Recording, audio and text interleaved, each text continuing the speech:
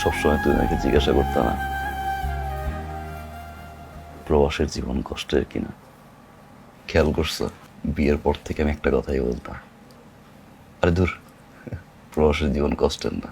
সত্যিটা শুনবা, আমাদের প্রবাসীদের জীবন এতটা কষ্টের, তোমরা যারা দেশে থাকো একটা দিন যদি দেখতা,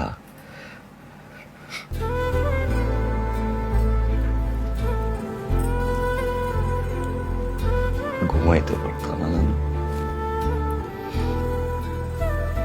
15-16 ঘন্টা কাজ করতে হয়, নিজের খাবার নিজের রান্না করতে হয়, তার উপর দিয়ে না কুকুরের মতো ব্যবহার করে আমাদের বসের আমাদের সাথে। এই শার্টটা গতবার পরে আসছিলাম, তোমার মনে আছে? একই শার্ট দেখো এবারও পরে আসছি। অনেক কিছু কিনতে ইচ্ছা করে কিন্তু কিনি না,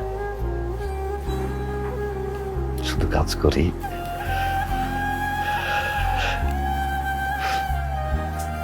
ঘাম জড়াই, স্বপ্ন দেখি। দেখো এটা 1000 টাকার নোট না, তুমি দেখো একটা নোট, আমি দেখি ঘন্টার পর ঘন্টা ঘাম ঝরা কষ্ট। তারপরেও কেন এত কষ্ট করি এটা জানো? স্বপ্নের জন্য। দিনের পর দিন, মাসের পর মাস, বছরের পর বছর প্রত্যেকটা প্রবাসী কষ্ট করে যায় শুধুমাত্র স্বপ্নের জন্য। টানা 5-10 বছর কাজ করব, এই কষ্টের টাকা নিয়ে দেশে আসব, মা বাবা বউ সন্তান নিয়ে বাকি জীবনটা সুখে কাটায়। এই একটা স্বপ্নের জন্য না লাখ লাখ কোটি কোটি প্রবাসী না বিভিন্ন জায়গায় পড়ে আছে জানো।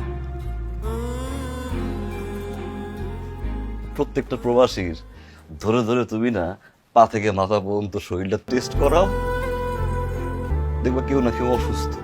ওরা কাউরে বলে না, ওরা কাউরে বুঝায় না, কেন জানো? পরিবার টেনশন করবে, পরিবার চিন্তা করবে। এই জন্য